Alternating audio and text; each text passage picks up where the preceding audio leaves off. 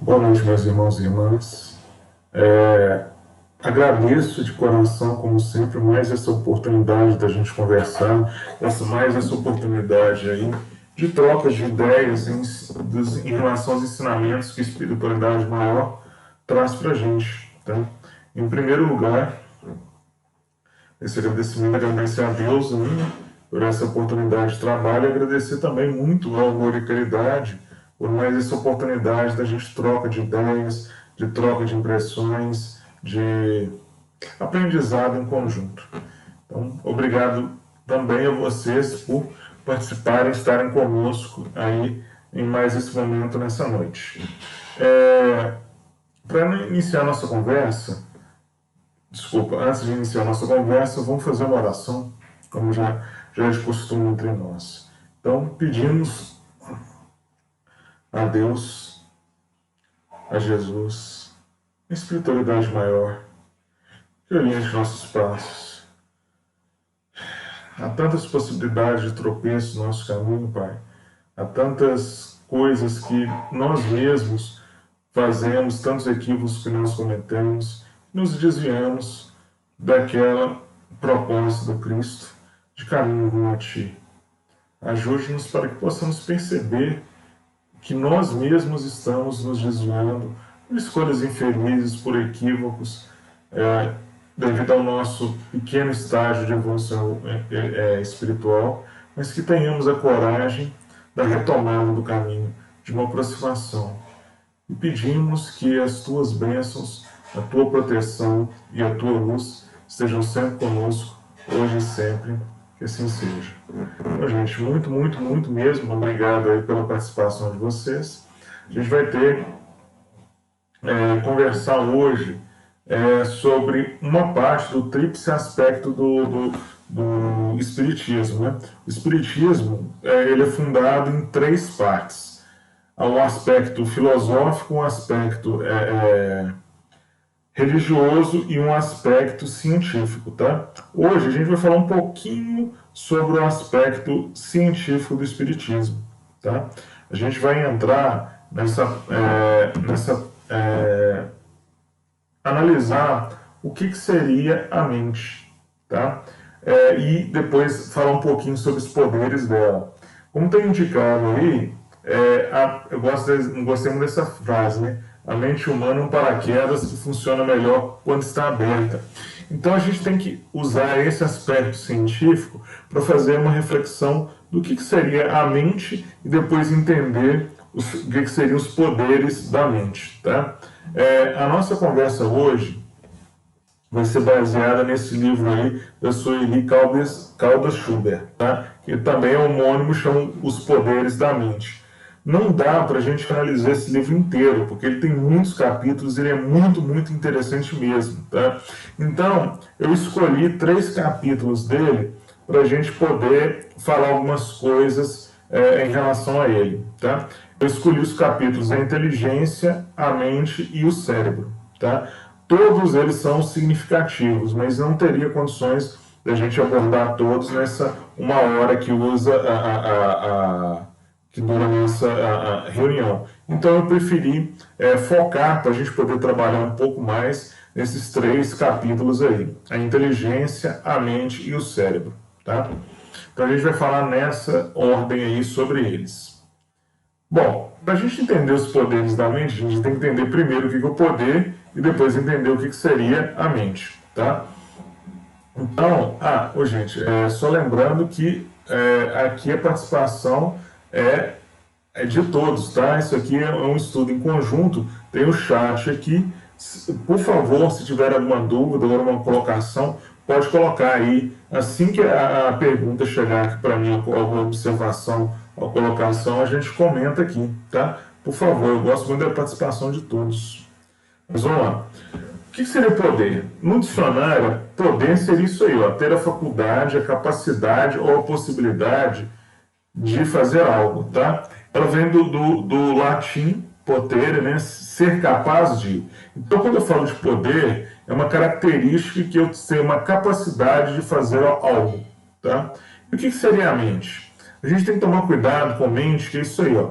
Mente é o estado da consciência ou da subconsciência que possibilita a expressão da natureza humana, tá? É a parte incorpórea, inteligente ou insensível do ser ou sensível do ser humano. Então a mente, a gente tem que entender que a mente não é o cérebro, tá? A mente é algo que transcende o cérebro. Porque quando a gente fala de cérebro, a gente acha que o cérebro é um órgão físico, tá? Mas a mente transcende o órgão físico. Ela é a parte incorpórea, inteligente e insensível do ser humano.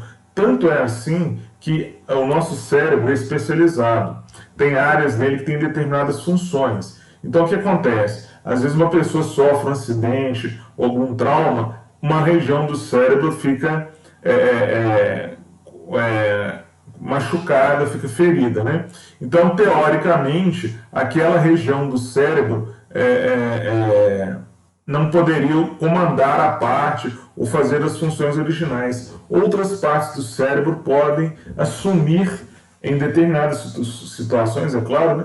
Podem assumir aquelas funções de uma região do cérebro que foi afetada, por uma região do cérebro que tem algum problema, tá? Isso demonstra também que existe algo além dessa matéria, algo além que vai dessa parte física que a gente chama de mente. Então, o que seriam os poderes da mente? Seriam essas capacidades ou potencialidades da essência humana que vão além do corpo físico. Para ir além do corpo físico, a gente está envolvendo na parte do espírito. Tá? Bom, vamos falar, como eu falei com vocês, a gente vai falar de inteligência, de mente e de cérebro. Vamos falar um pouquinho sobre inteligência. A Sueli, antes, na inteligência no dicionário, fala que é a capacidade de alguém para abstração, planejamento, memorização, aprendizado, lógica, compreensão, comunicação e resolução de problemas. Essa é uma definição clássica de inteligência, tá? Que é uma inteligência mais para isso de resolver problemas. Só que a Sueli vai além disso, tá? No latim, intelectus é entender, compreender, mas a gente pode ir um pouquinho além disso, tá? Quando a gente trabalha nesse conceito de limitado, por que eu estou falando que a gente pode isso? Porque a gente tem a ideia que a gente poderia comparar pessoas através da medição da inteligência dela. Tá? Eu posso falar que uma pessoa seria mais ou menos inteligente, mas eu fico muito preocupado com isso. Então a gente tem que ir além um pouco desse conceito, dessa capacidade de raciocínio apenas como inteligência. Tá? Por que eu posso fazer? Se você considera dessa maneira, você pode achar que eu consigo medir a inteligência. Tá? Então, será que eu poderia comparar duas pessoas falando que uma é mais inteligente ou não do que a outra? Será que era possível medir essa inteligência? A gente tem que lembrar que medir, no fundo, é comparar. Tá? Então, nessas figuras que aqui agora a gente vai ver, a gente tem isso aqui. Ó. Então, o que seriam as medidas iniciais? Seriam baseadas no corpo humano. Tá? Então, eu teria um palmo, que era uma determinada distância, um passo, uma jarda, uma braça, um côvado, um cúbito, tá? Seriam partes do corpo humano. Então, o que aconteceria? Eu mediria uma parte de uma pessoa e usaria essa parte do corpo para fazer comparações. É interessante isso, porque essas medidas, antes de serem padronizadas, elas dependiam do rei. Tá? Então, o palmo seria o palmo do rei, o passo seria o passo do rei, a jarda seria esse comprimento do braço do rei, tá? A braça de ponta a ponta, tá? O côvado seria 3 palmos do rei. E o que aconteceria? E era engraçado que quando mudava o rei, mudava as medidas também, né? Então a pessoa podia ser beneficiada ou prejudicada de acordo com as medidas aí do corpo humano. Isso é tão legal que vocês já devem ter visto essa imagem aí, dessa proporção que foi usada para medidas. Isso é o homem do Vitruviano, tá? Isso é um desenho famoso aí do Da Vinci, que mostra essas medidas das proporções aí em relação ao ser humano. Mas por que eu estou falando isso? Porque a inteligência, normalmente, as pessoas acham que é isso, que dá para comparar uma pessoa mais ou menos inteligente do que a outra, tá? Entanto que inventaram o teste de QI. Vocês já devem ter ouvido falar isso. O que significa QI? QI é quociente de inteligência. Então, teoricamente, eu poderia comparar uma inteligência de duas pessoas. Como é que isso é feito? Normalmente, o teste de QI clássico ele é baseado em perguntas e respostas. Tá? Eu faço perguntas para a pessoa e, dependendo da quantidade de acertos que a pessoa tem nesse teste, eu falo se ela é mais ou menos inteligente. Então, vamos ver um exemplo tá, de pergunta. Um fazendeiro tinha 17 ovelhas.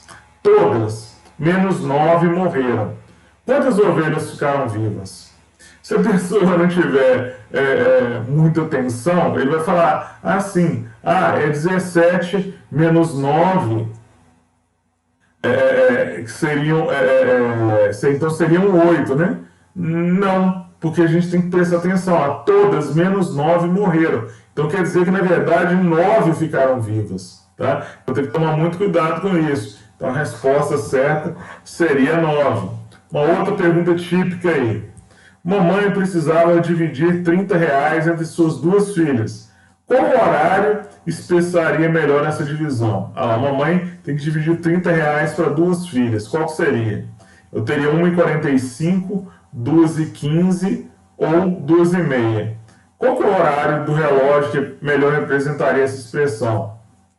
Seria o quê? Na verdade, seria 1h45. Mas por que 1h45? Porque 1h45 também é 15 para as duas. Então, a divisão de 30 entre duas filhas seria 15 para as duas. Tá? Então, mas esse tipo de teste, na verdade, eu entendo que isso não representa apenas inteligência. Às vezes, vê apenas uma aptidão, uma percepção de determinados tipos de pergunta. E de tantas pessoas fazerem isso também, elas acabam pegando as manhas e podem ter pontuações diferentes em testes diferentes.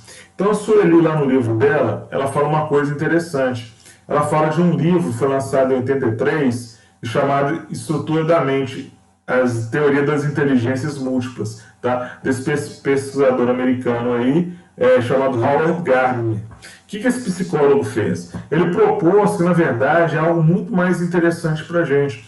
Que, na verdade, que o ser humano ele teria vários tipos de inteligência. Tá? Não seria só essa inteligência lógica para resolver problemas. Existem outras formas de inteligência. Isso tem a ver no espiritismo muito com as potencialidades do nosso espírito. As potencialidades do nosso espírito vão além dessa do raciocínio lógico. Tá? Então, por exemplo, o que o Howard Gardner colocou? Ele falou que a inteligência não pode ser apenas medida por instrumento padronizado, como teste de perguntas realizado com papel e lápis. Porque tem pessoas que têm determinadas formas de inteligência, que é isso que a gente move em relação às potencialidades do espírito, que vão além dessa inteligência de raciocínio.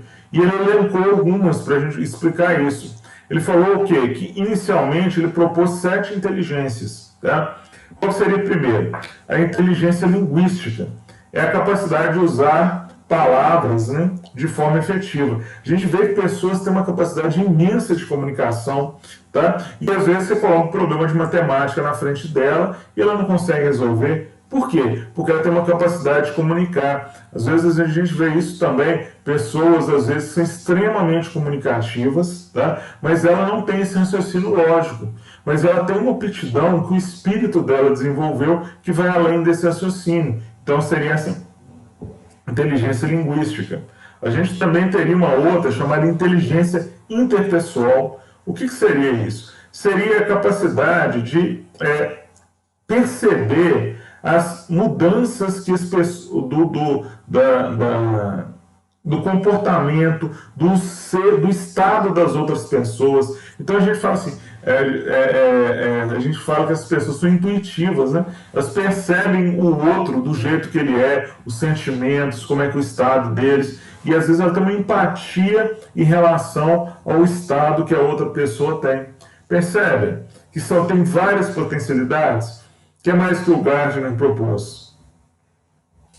Seria essa inteligência intrapessoal. O que seria isso? A intrapessoal seria a capacidade de se conhecer.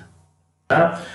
Seria a capacidade de perceber como você está e como é que você pode ajudar no meio. Como é que você pode ser um agente nas ações à sua volta. Tá? Na interpessoal eu conheço o outro, na intrapessoal eu conheço a mim mesmo, tá? E a partir dessa minha dificuldade, meu conhecimento das minhas coisas boas e das minhas coisas ruins, eu consigo me estabelecer comportamentos, ações, padrões que eu deveria realizar.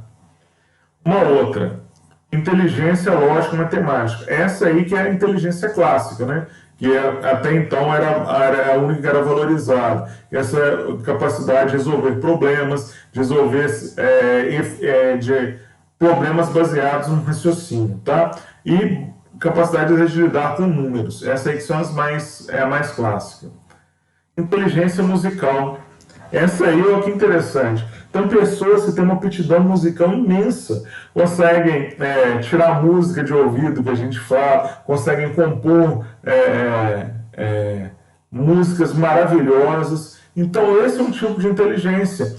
E a pessoa não necessariamente sabe resolver problemas matemáticos. É uma outra aptidão que ela tem, tá? É capaz de expressar através da música.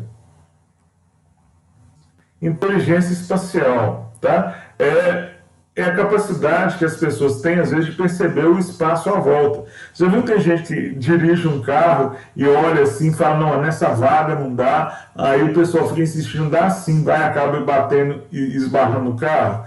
Então, seria essas pessoas que têm essa capacidade de perceber e avaliar o mundo à volta dela, tá? Elas conseguem dar uma olhada e saber se algo vai cair ou não, se vai dar certo ou não, tá? Se aquela estrutura vai funcionar ou não. E a última, que o Gardner propôs inicialmente, seria inteligência corporal cinestática. O que seria isso? Seria usar a capacidade de usar o corpo para se expressar, tá? Então a gente vê bailarinos, jogadores de esportes, todos têm essa inteligência corporal sinestésica. Porque a gente fala que tem os gênios da bola, seriam jogadores de futebol, seriam isso, os expoentes nos esportes, os bailarinos, as pessoas que vivem de dança e outras de expressão corporal, seriam dessa inteligência. E qual delas seria mais importante? O que vocês acham? Na verdade, todas, né, gente? Em maior ou menor grau, a gente vai ter que desenvolver todas, tá? Então, são as potencialidades do nosso espírito que precisam ser desenvolvidas. Em uma encarnação, eu venho com mais ou menos aptidão em uma delas. E são coisas que eu preciso desenvolver. Então, percebam que a Sueli propõe para a gente, que esse imenso campo que a gente tem para desenvolver, esse imenso campo de coisas que nós temos de desenvolver e agregar em todos esses campos para a gente evoluir espiritualmente. Eu tenho que trabalhar elas em todos. Em encarnações eu trabalho mais uma ou a outra, mas eu preciso trabalhar todas para conseguir evoluir. Ok? Bom, aqui, no mundo atual a gente trabalha muito a matemática e linguística, tá? Dessa capacidade de comunicação, mas como eu disse, todas aí são muito importantes. O Gardner, ele continuou estudando e depois ele colocou mais duas inteligências que têm muito a ver com a nossa parte da nossa conversa hoje relacionada com o espiritismo. Ele propôs uma inteligência naturalista. O que seria essa? É a capacidade de interagir com os processos da natureza. O que seria essa inteligência naturalista? Seria aqueles irmãos que conseguem perceber por exemplo, têm uma sensibilidade com animais, com plantas, que conseguem perceber o meio ambiente à volta e valorizar isso, compreender que nós estamos inseridos no meio ambiente e ele é extremamente importante no nosso processo evolutivo, tá? Que eu tenho que cuidar, que eu respeitar, ou, por exemplo, no caso dos animais, um dos expoentes máximos que a gente tem seria nosso irmão lá, Francisco de Assis, porque ele compreendia que os animais são os nossos irmãos. Tá? Então, ele ia além dessa percepção materialista, usualista da natureza. Tá? A natureza, quando eu falo animais, plantas, ambiente, tudo, eles conseguem perceber essa importância de nós estarmos inseridos nesse contexto. E a outra, que é a que tem direto a ver ligada com o espírito, seria a inteligência existencial, que é a capacidade de lidar com questionamentos filosóficos e religiosos. Tem gente que, quando eu começo a trabalhar, conversar, eles conseguem expor o ponto de vista deles, eles conseguem trabalhar um determinado raciocínio, respeitando a crença do outro. Tá? Então, as pessoas que têm essa inteligência existencial seriam as pessoas que conseguem lidar com essa diversidade, com essa diferença de opinião, de crença dos outros, e compreender que, já que Jesus permitiu esses caminhos diferentes, é porque nós estamos em estágios de evolução diferentes. Tá? Olha para a gente ver o que o Livro dos Espíritos nos fala sobre a inteligência. Na questão 24, pergunta o seguinte: é o espírito sinônimo de inteligência? Então, todas essas dimensões aí que o Gardner colocou, essas e muitas outras, tá? Isso seria a mesma coisa que o espírito? O espírito tem potencialidades imensas. Então, o que seria? Espírito é a mesma coisa que inteligência? O que a espiritualidade respondeu para Kardec? A inteligência é um atributo essencial do espírito. Uma e o outro, porém, se confundem num princípio comum, de sorte que para vós são a mesma coisa. Então, no nosso espírito, no nosso estado de evolução, essas múltiplas inteligências são as múltiplas capacidades nossas enquanto espírito. A espiritualidade está falando que é muito difícil para a gente conseguir diferenciar isso. Falando que, o que eu falo aqui, que eu posso, uma definição para espírito, dentro disso que a espiritualidade nos indica, e que está de acordo, é claro, com o nosso grau de evolução, de compreensão, é que o espírito é o somatório de vários tipos de inteligência. Tá? As 7 originais e essas 2 e mais um monte de outras de inteligências, tá? Então, a gente tem que valorizar e o respeitar que Jesus fala de amar ao próximo e amar a si. E quando eu compreendo isso, eu entendo que ele é um somatório de potencialidades. Nenhuma delas é maior ou menor. Todas elas são fundamentais, gente. Cada um de nós é bom em uma ou mais delas, mas eu não conheço, talvez, provavelmente só Jesus, né, que foi no estado de espírito puro, que todas essas inteligências e mais algumas ele seria capaz de realizar, tá? Então, a gente tem que aprender a valorizar o outro, porque, mas ele não é bom em matemática, tá, mas ele tem outras inteligências tão louváveis e tão importantes quanto a essa inteligência de raciocínio lógico. E nosso mundo materialista, nosso mundo imediatista, que leva a falar que uma é mais importante do que a outra. Eu só vou evoluir quando eu aprender a trabalhar todas elas. Percebem isso? Então, todas são fundamentais. Então, a gente fala assim, eu acho triste quando uma pessoa fala assim, eu não sou inteligente. Claro que é. Todos nós somos em determinadas áreas melhores do que nas outras, mas é do nosso processo de evolução. Todos nós somos abençoados, todos nós somos filhos de Deus, amados por Deus com potenciais em todas essas áreas. Em uma encarnação eu desenvolvo mais uma do que a outra, mas todas elas vão ser trabalhadas ao longo das minhas várias passagens na Terra e nessas outras moradas da casa do Pai que Jesus nos fala. Bom, agora vamos falar um pouquinho sobre mente, né? A gente falou sobre inteligência. Então, são 3 coisas que a gente vai abordar. inteligência, mente e cérebro. Vamos falar um pouquinho sobre a mente agora. A mente está situada em algum lugar do cérebro? Isso eu já falei com vocês. Não pode, né? Porque se eu sofro um acidente, a mente, uma parte do meu cérebro pode assumir uma outra função de outra, tá? Em determinadas situações. Então a mente não está lá. Ela que produz os pensamentos, ela é resultado somente de processos químicos que acontecem no nosso corpo. Ela pode existir separada do nosso cérebro. Olha o que a Sueli fala para a gente. A maior dificuldade de entender que a mente reside no fato de que é a própria mente que tem que responder esses questionamentos. Portanto, pesquisar o que ela é, temos de contar com ela mesma. Então, a mente, a gente pode falar que a mente é algo que transcende o nosso cérebro, tá? O cérebro é um órgão físico, a gente vai falar daqui a pouquinho sobre ele, mas a mente é algo que vai além dele, é uma parte do espírito. Eu posso entender que a mente seria uma manifestação da parte pensante do meu espírito, tá? Então, é a parte que é os meus raciocínios, mas não do corpo físico, mas o meu pensamento associado com o meu espírito, tá? Porque a mente, ela transcende a matéria. Então, o que acontece? Olha aqui.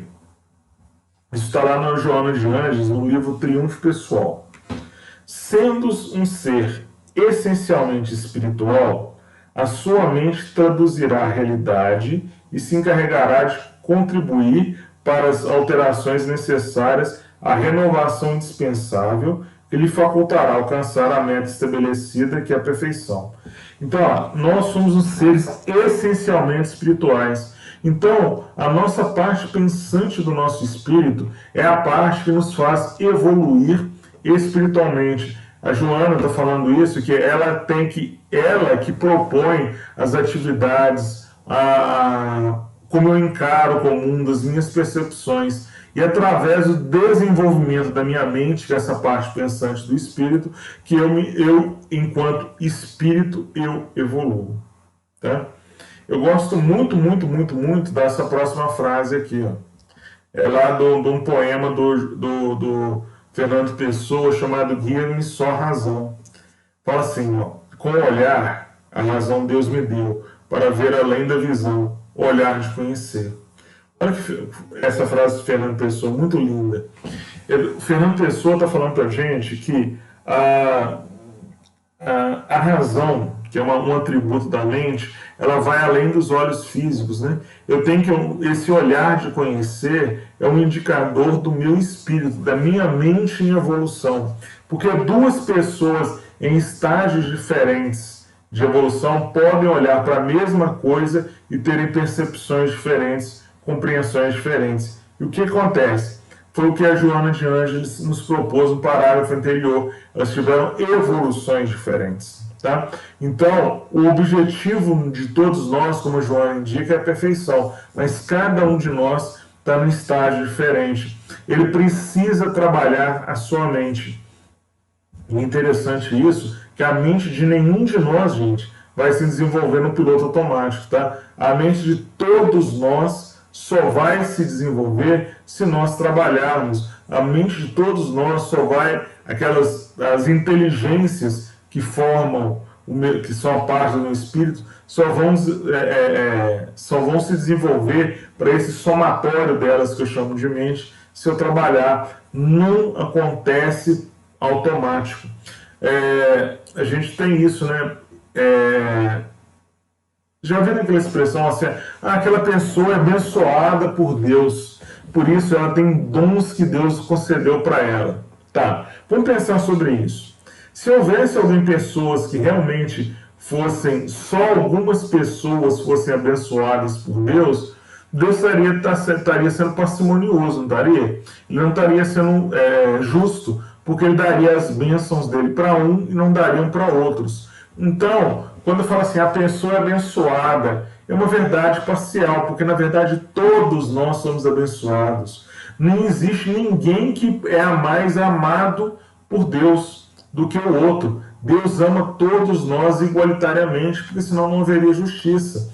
Então, aqueles que têm uma determinada tipo de inteligência mais desenvolvida, foi porque ele trabalhou aquela inteligência mais em uma encarnação do que na outra. Tá? Não é porque ele é abençoado por Deus e o outro não é. Todos nós somos. Tá? O que acontece? É porque numa encarnação eu trabalhei e eu consegui desenvolver isso. Por que Mozart conseguiu, na encarnação, um espírito que a gente chamou de Mozart, numa encarnação, conseguiu compor uma sinfonia com 6 anos de idade? Por quê? Porque Deus o abençoou? Não diretamente, ele não deu essa capacidade para Mozart. Mas o que aconteceu? Mozart, esse espírito que a gente chama de Mozart, em outras encarnações, trabalhou aquela inteligência musical, que a gente viu que era uma das inteligências lá, e foi agregando coisas, a tal ponto que a mente dele se desenvolveu e numa determinada encarnação ele pode se manifestar e compor uma sinfonia com 6 anos. Ah, eu quero, numa próxima encarnação, compor, ser tão bom quanto Mozart, eu quero superar com Mozart. Beethoven, esses compositores clássicos. É possível? Sim, claro que é possível. Só que você vai ter que começar agora, né? Você vai ter que começar a trabalhar essa encarnação. E para atingir um nível de perfeição, digamos assim, que eles atingiram, eu acredito que vai ser demorado muitas e muitas encarnações, né? Vai precisar muitos e muitos trabalhos na área da música para atingir um nível que eles atingiram. Possível? Por que eu sei que é possível? Porque eles atingiram. Não foi uma concessão de Deus, tá? A concessão de Deus foi dar a oportunidade deles desenvolverem nessas áreas e eles a utilizaram, eles a desenvolveram. Percebe? A Imaculada está falando aqui, ó. A cada existência adquirimos a realização de uma das inteligências através do esforço próprio. É isso mesmo, Imaculada. Eu tenho que desenvolver, eu quero melhorar em alguma área. Eu vou trabalhar aquela inteligência. E o que é muito legal, gente, nossa, Deus é tão legal, que tudo que eu adquiro se torna meu patrimônio. Eu nunca perco nem essas inteligências. É a mesma coisa do nosso espírito. O que está lá no livro dos espíritos? O espírito não pode retroceder, né? O máximo que o espírito pode fazer é estabilizar. Isso quer dizer também é aplicado a essas inteligências. Tudo que eu agrego em cada uma delas, em qualquer passagem minha, em qualquer vida que eu tenha, elas passam a ser meu patrimônio. Em momento algum eu vou perder aquelas possibilidades. Elas vão ser partes do meu espírito. E é sempre, agregando cada vez mais. Então, olha lá, os fenômenos relacionados com a obsessão, agora trazendo o espiritismo, ocorrem porque a origem da mente não é o corpo físico. Isso aí é fundamental. Por que a gente está falando isso? Se o processo obsessivo fosse relacionado com o corpo, quando eu acabo uma determinada encarnação, a obsessão automaticamente terminaria. E a obsessão ela é um fenômeno de espírito para espírito, de mente de um espírito para a mente de outro espírito. Tanto é assim que o Espiritismo explica para a gente, né? A gente acha que quando a gente fala de obsessão, só existe de espírito desencarnado para espírito encarnado. De desencarnado para encarnado. E não é assim, gente. Existe obsessão de tudo quanto é jeito. Existe de encarnado para encarnado, de encarnado para desencarnado, e inclusive também de desencarnado para desencarnado. Se a obsessão fosse um processo relacionado apenas com o corpo físico, não existiria a influência, esse processo obsessivo, de um espírito desencarnado para outro desencarnado. E existe. Tá? Então, a obsessão não tem origem no corpo físico. Tá? Porque senão, quando eu acabasse o corpo físico, ou não tivesse mais associado ao corpo físico, não haveria o processo obsessivo. E existe. Tá? Então, isso a gente vai ver Tanto que lá no Manuel Filomeno de Miranda, está no livro Loucuras e Obsessão. Olha o que o Manuel Filomeno de Miranda traz para a gente, na psicografia lá do Divaldo. À medida que a obsessão se faz mais profunda, o fenômeno da simbiose, interdependência entre o explorador psíquico e o explorado, se torna mais terrível. Chega um momento que o perseguidor se enleia nos fluidos do perseguido de tal maneira que as duas personalidades se confundem. A ingerência do agente perturbador no cosmos orgânico do paciente termina por jugulá-lo aos condicionamentos e emanações da sua presa, tornando-se igualmente vítima da situação, impossibilitando o afastamento. Olha o que está falando. A interação entre as mentes é tão grande, que o Manuel Filomeno está falando, que eles começam a ficar desse jeito aqui, ó. É como se fossem um tecido, tá? Um tecido tem essas duas, essas linhas aí. Uma que a gente chama de trama e outra que a gente chama de urdidura, tá? Os espíritos, eles começam a se estranhar tanto, tá? Tem tanto influência de um com o outro que eu não consigo separar mais. E isso começa a ter influenciação, inclusive no corpo físico. E olha que interessante, o que o Manuel Filomeno está colocando aqui para a gente. Olha, a ingerência, essa conexão entre os dois, torna o obsessor igualmente vítima da situação, impossibilitando um afastamento. A gente vê algumas reuniões mediúnicas que falam que o obsessor está querendo ir embora, mas o obsediado não deixa. Tá? Porque ele estabeleceu um vínculo de tal grandeza, a mente dos dois está tão entrelaçada que eles não conseguem se separar. Então a gente tem esse raciocínio parcial de achar que a obsessão é ruim só para quem é obsediado. Não, a obsessão é ruim para o obsessor também. Tá? Por quê? As influências, tudo aquilo que o obsediado passa, como existe esse vínculo entre os dois, também passa para o obsessor. Isso é muito sério. Por quê? Porque as mentes deles estão interligadas. Bom, lá no livro Roteiro, olha o que o Emmanuel fala para a gente sobre a mente. A mente, em qualquer plano, emite e recebe, dá e recolhe, renovando-se constantemente para o alto destino que lhe compete atingir. Estamos assimilando correntes mentais de maneira permanente, de modo imperceptível, ingerimos pensamentos a cada instante, projetando em torno de nossa individualidade as forças que acalentamos em nós mesmos. Olha que interessante. Emmanuel está nos alertando que a nossa mente também é alimentada, tá? Os pensamentos que eu tenho, os padrões de raciocínio são alimentados. Então, o que acontece com isso? Se eu sou uma pessoa com tendências à violência, se eu começo a assistir ou participar de ações violentas, eu estou alimentando a minha mente e eu estou aumentando o meu desequilíbrio. Olha o que ele está falando, as forças que acalentamos em nós mesmos. Então esses desequilíbrios são coisas que eu estou inserindo na minha mente e tendem a aumentar ainda o meu próprio desequilíbrio. A expressão que ele disse, nós ingerimos pensamentos. Da mesma maneira, uma pessoa que tem desequilíbrio na área sexual, se ela começar a ver filmes e outras imagens, vídeos de sexo trabalhado de uma maneira em desequilíbrio, eu só estou contribuindo para essa desarmonia interior, percebe? Eu estou ingerindo alimentos, digamos, estragados para o meu espírito.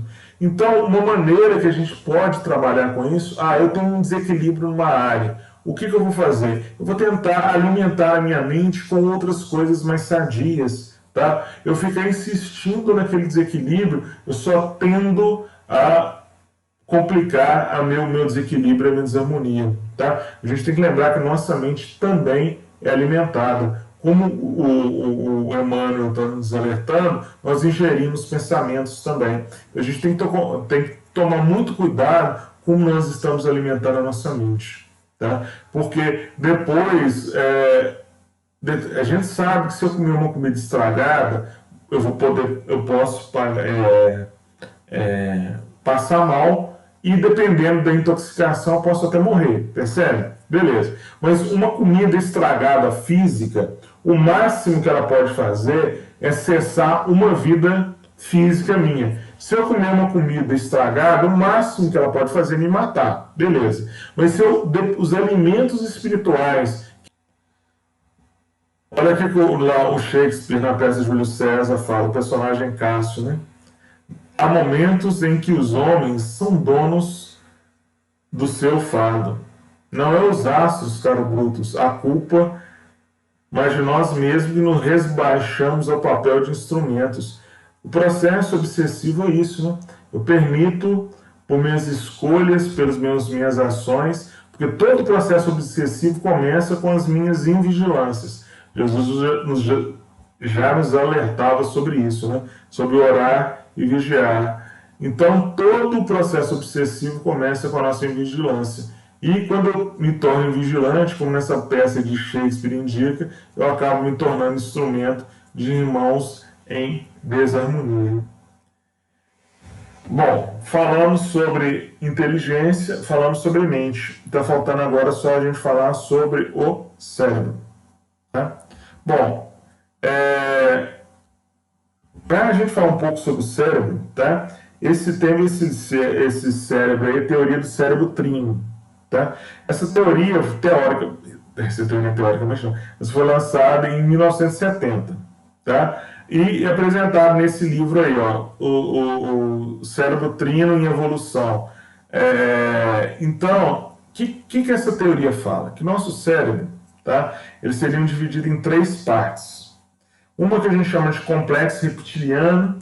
O complexo reptiliano tem a parte de a ver com a parte de sobrevivência. Tá? A parte que eles chamam de complexo reptiliano é a parte evolutiva mais antiga do nosso cérebro. E tem a ver com todas as nossas funções básicas para manter meu corpo vivo. Né? E tem os princípios aí de fome, sede e outras coisas.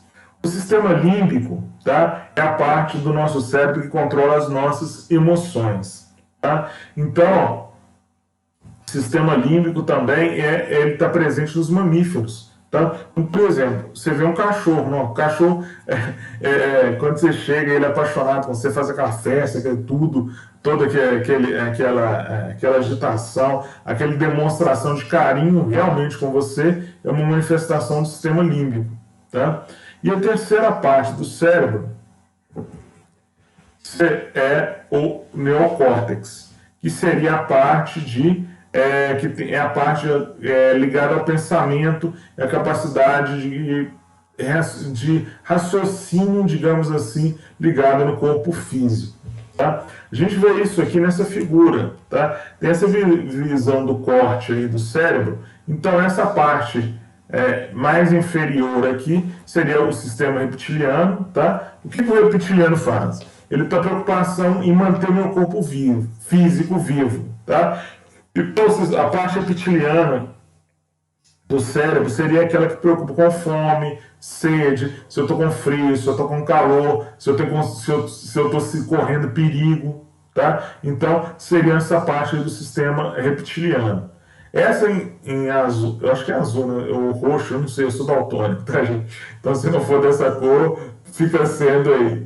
É a parte do sistema límbico, que tem a ver com a parte de emoções. Alegria, tristeza, euforia e outros sentimentos. E a parte do neocórtex seria a parte de inteligência, de percepção. Aquelas inteligências que a gente falou do espírito teriam um reflexo no corpo físico mesmo. Olha que interessante. Só vamos ver uma data aqui. Não, deixa eu colocar a data. Isso aqui foi lançado em 1970. Só que bem antes disso, nosso amigo Calderaro, Calderaro já falou sobre isso lá em André Luiz, tá? Lá no livro, isso aqui foi no Mensageiros, agora eu não lembro, mas acho que é que eu chego em Mensageiros. Olha o que o Calderaro explica para André Luiz. Vamos lá. O nosso cérebro tem 3 regiões distintas, que é aquela que é isso. Esses livros de André Luiz são da década de 40, tá? Muito antes, então, aquele lá, a ciência propôs em 70. Antes disso, na década de 40, o André Luiz trouxe isso para a gente lá do mundo espiritual através da psicografia do Chico. Olha o que ele faz. No primeiro andar, que seria o cérebro, a parte reptiliana do cérebro, está o cérebro inicial, localizado no sistema nervoso. É a residência dos impulsos automáticos que simboliza o sumário vivo dos serviços realizados. É o repositório dos movimentos instintivos e sede das atividades subconscientes. É exatamente o sistema reptiliano que a ciência já coloca, que seria aquela base lá de abertura do nosso cérebro. Olha que interessante. Pelo menos, vamos pôr, uns 20 a 30 anos antes da ciência já colocar, fazer essa observação, a gente já tinha essa indicação lá do mundo espiritual. Depois vem o segundo nível, que a ciência hoje chama de sistema límbico, tá? No segundo, situado na região do córtex motor, zona intermediária entre os lobos frontais e os nervos, temos o cérebro desenvolvido, consubstanciado de energias motoras que servem à mente para manifestações impressas no atual momento evolutivo do nosso modo de ser. Ou seja, de uma maneira mais simples, né, Calderaro aí foi um pouco com um linguajar mais pomposo, com um linguajar mais trabalhado. A parte do córtex motor seria o sistema límbico, que seria a parte relacionado com as emoções. E a terceira parte do cérebro, tá, que é o neocórtex, seria lá. O terceiro andar configura-se o plano dos lobos frontais, regiões ainda desconhecidas das pesquisas científicas, onde estão os materiais de ordem sublime, tá, a serem conquistados gradualmente através de nosso esforço de ascensão. É a parte mais nobre do nosso organismo divino em evolução. Por quê? É no sistema, no neocórtex, que aquelas inteligências, aquilo tudo acaba se manifestando. Olha que interessante. A espiritualidade, muito antes, já trazendo isso para a gente, mostrando quais são os reflexos do espírito no corpo. Tá? Bom, desculpa, é no mundo maior mesmo. É de 47 que é esse livro. Então, 70 tem 23 anos antes da ciência indicar, a espiritualidade já estava trazendo isso para a gente. Tá? Bom, o que está lá na questão 370 do Livro dos Espíritos? Não confundais o efeito com a causa. O espírito dispõe de certas faculdades que lhe são próprias. Ora, não são os órgãos que dão as faculdades, e sim essas que impulsionam o desenvolvimento dos órgãos. Então a gente tem que ficar muito claro isso pra gente, tá, gente? O corpo físico tem um órgão chamado cérebro, tá? Esse órgão, esse cérebro, que é um elemento físico, ele é comandado pela nossa mente, que é a parte, digamos assim, do nosso espírito responsável pelo raciocínio, tá? Pelas várias inteligências. Então, quem que é a causa? A causa é a mente. Quem que é o efeito? É o cérebro. O nosso raciocínio está no meu espírito. O raciocínio não está no cérebro, tá? O cérebro recebe os reflexos dos meus raciocínios, que são feitos no meu espírito. Bom, ela fala também sobre ferramentas para a evolução da mente. Como é que eu posso evoluir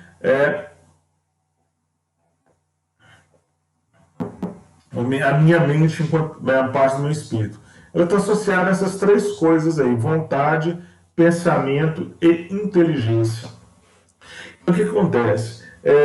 Todas essas coisas aí que eu uso para evolução de evolução da minha mente são coisas que eu tenho que trabalhar nas minhas múltiplas reencarnações, nas minhas múltiplas passagens, tá?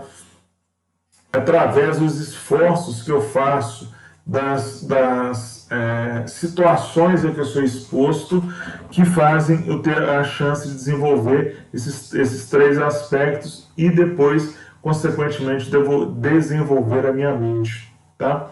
Só que a gente tem só um detalhe que eu gosto de dar, é cuidado com as armadilhas de conceitos incompletos. O que eu quero dizer com isso? Vocês já viram um livro aí chamado O Segredo? Não sei se vocês já viram, esse livro foi muito famoso aí, deve ter uns 10 anos mais ou menos, tá? Esse livro propunha, o que era esse o segredo do livro? Ele falava que o segredo do livro é a lei da atração, tá?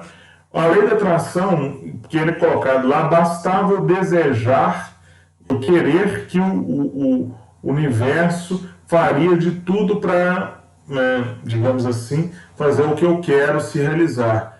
Gente, não funciona bem assim. É claro que a vontade, o querer, já é um passo inicial, mas eu tenho que estar disposto a trabalhar. Foi o exemplo que eu dei. Eu querer ser um compositor de sinfonias que encantam várias em várias gerações é o suficiente? Não, é um primeiro passo, é vontade. Tá? Mas eu tenho que me predispor a trabalhar por isso. Então, o fato de eu desejar algo não automaticamente me concede aquilo. A gente vê que o processo de evolução espiritual é justamente isso, é trabalhar, é me esforçar. A espiritualidade nos alerta que nós todos estamos aqui a trabalho, todos nós estamos aqui para nos desenvolver. E através dos nossos esforços, que nós nos desenvolvemos enquanto espírito. Então, querer é uma parte do processo, sim, mas é uma parte inicial. Eu tenho que trabalhar os outros elementos. Não basta eu querer, tá?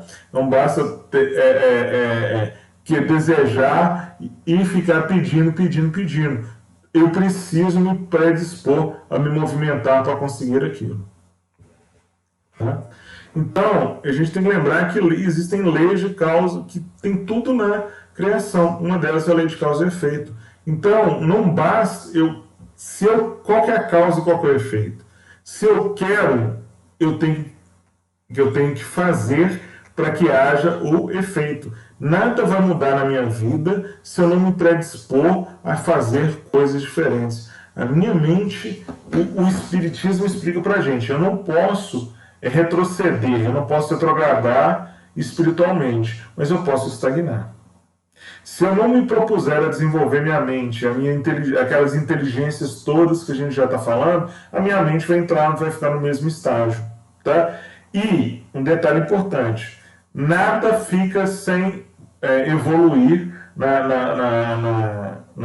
nenhum espírito fica sem evolução, sem evoluir eternamente. Então, o que vai acontecer?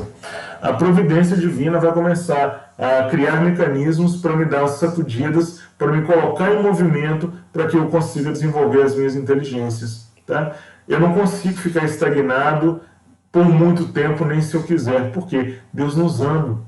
Ele ama tanto que Ele quer o nosso bem-estar. Ele nos ama tanto que Ele quer a nossa evolução, que Ele quer a nossa melhoria. Às vezes, na minha pouca compreensão das coisas, na minha pequenez espiritual, eu me permito estagnar. Mas aí surge a providência divina, surge o amor do Pai, que nos faz entrar em movimento. Então, olha aqui.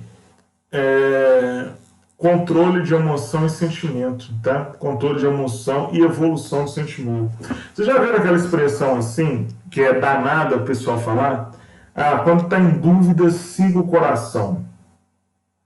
Eu tenho muito medo disso, gente, falando sério com vocês. Eu falo com as pessoas, siga o seu coração, sem deixar para trás a razão, tá? Porque é aí que eu estou evoluindo o sentimento. Porque se eu só seguir o meu coração a todo momento, eu não posso fazer isso, porque eu tenho que contrabalançar. Nós precisamos desenvolver razão e sentimento. Então, se eu sigo só o coração, é uma coisa perigosa se a gente for analisar bem. Eu tenho que equilibrar as duas coisas.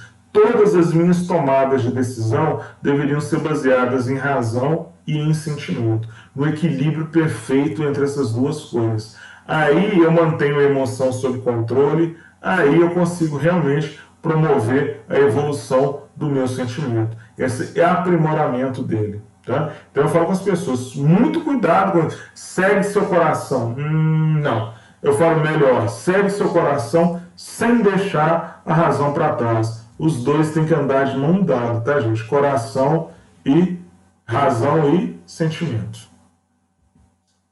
Bom, gente, era isso que eu tinha para trazer aí na noite de hoje. Eu espero de coração mesmo que tenha contribuído em alguma coisa. Lembrar que todos nós estamos nesse processo aí de evolução espiritual, todos nós estamos aí nesse processo de aprimoramento das nossas múltiplas inteligências. Então, eu acho que uma mensagem importante para ficar aí para todos nós é que todos nós temos muitos potenciais, todos nós temos muitas dimensões.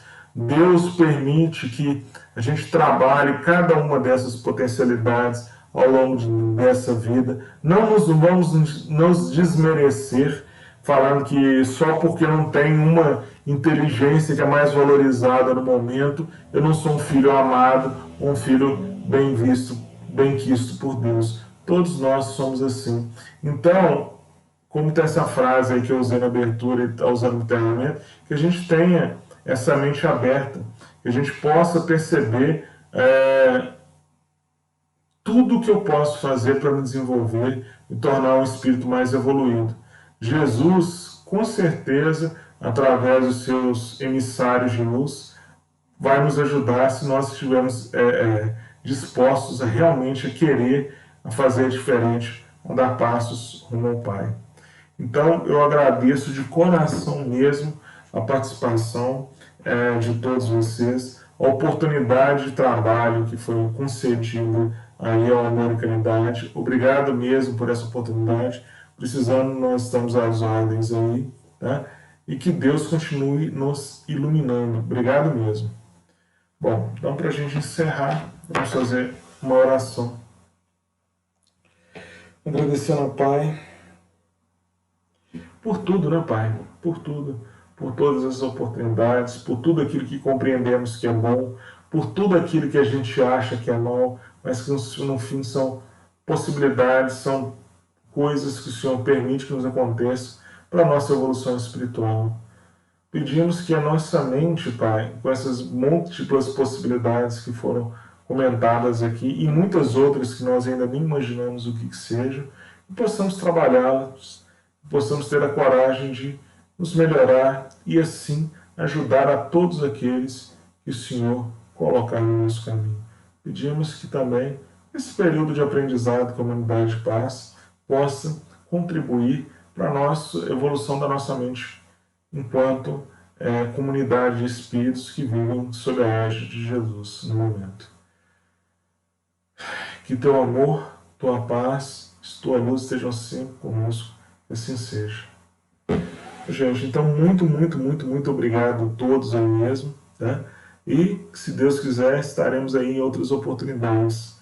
Que tenham um resto de semana iluminados, que fiquem com Deus e sob orientação firme e segura de Jesus, hoje e sempre, tá? Um abraço mesmo, até a próxima. Fiquem com Deus.